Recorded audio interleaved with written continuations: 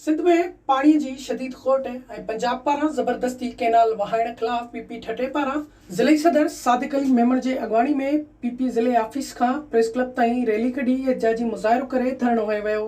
धरणे में peoples party जी senator ससवी पलेचो, Nisar Ahmad खोड़ो, MPS Syed रियाज़ हुसैन शाह शिराजी, जाम अवेज़ गोराम जोखियो समेत पीपी उहदेदारनि ऐं वर्करनि वॾे अंग में शिरकत कई। उन मौके ते अॻवाननि ख़िताब कंदे चयो त वफ़ाक़ हर भेरे सिंध सां नाइंसाफ़ी करे सिंध जे हिसे जो पाणी चोरी कंदो रहे थो।